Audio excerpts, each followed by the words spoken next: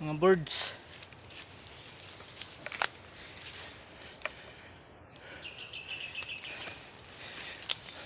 May sisilipin lang ang mga birds. Kanina kasi malapit sa pinagsitapan ko may nagwa-warning call. 4 na bisis nag-warning call. May indikasyon yun na may pugad sa malapit na pinagsisitapan ko mga birds.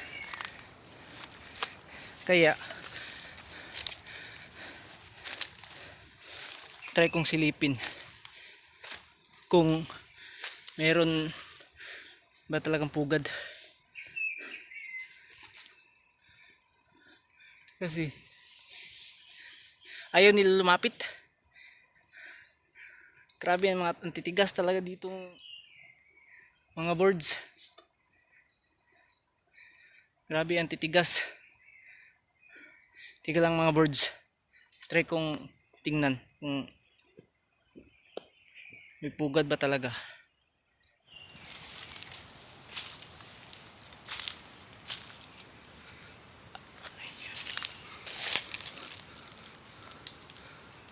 Ayun nga mga birds. May pugad. May pugad nga talaga.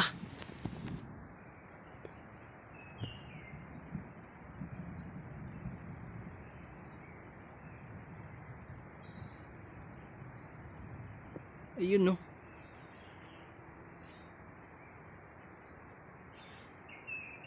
Yan.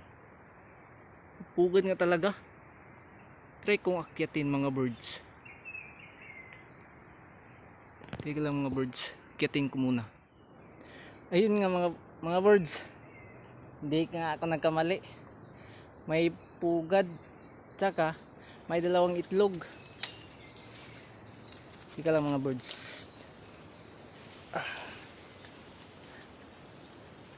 Ilalagay ko muna yung camera sa likod. Tingnan yung mga birds. Yung mga birds oh.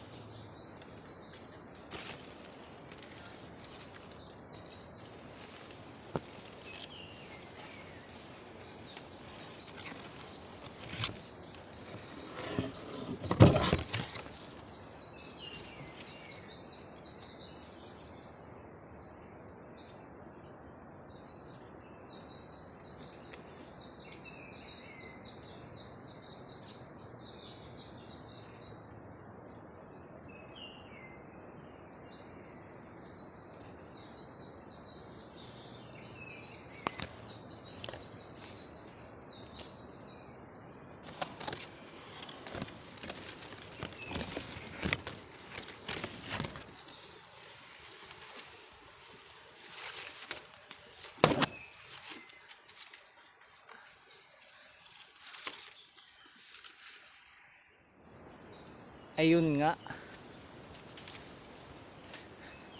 Dami talagang pugad ngayon mga birds. Pero mga birds, hindi ko na yan pakikialaman.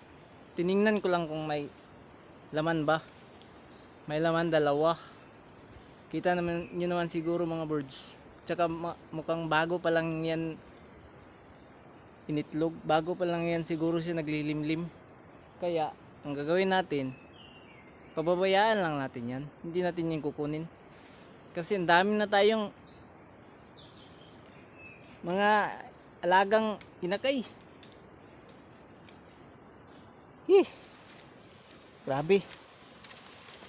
Hindi na magkadaugaga ako sa pag-aalaga ng mga inakay.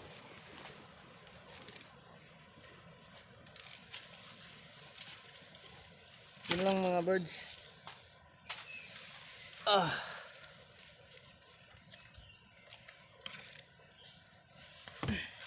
Kaya yan yung plano ko.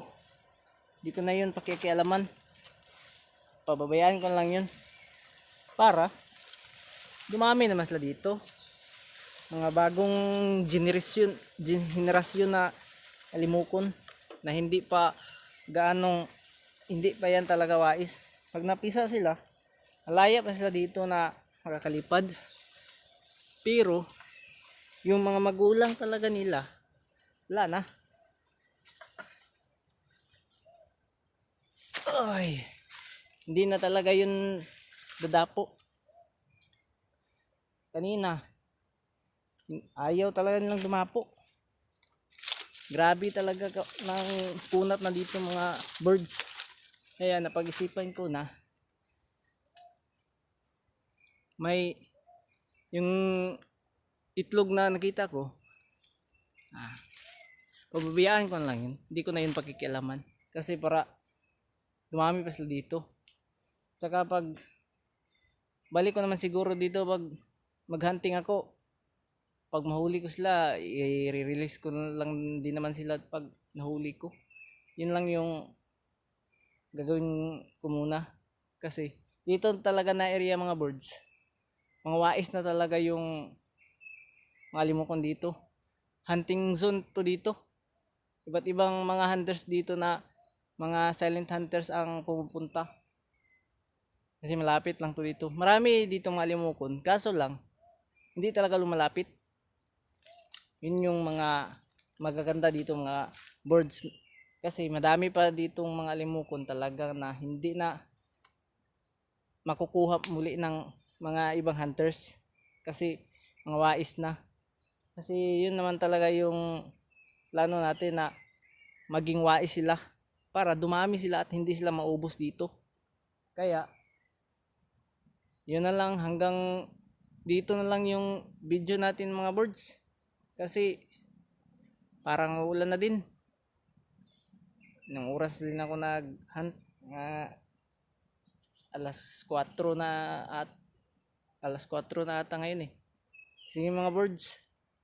Kung nagustuhan nyo yung mga videos ko mga birds, baka pwede naman pa-subscribe and pahit ng notification bells mga birds para updated kayo sa aking mga i-upload na mga video. Sige mga birds. Hanggang dito na lang yung video. Bye bye.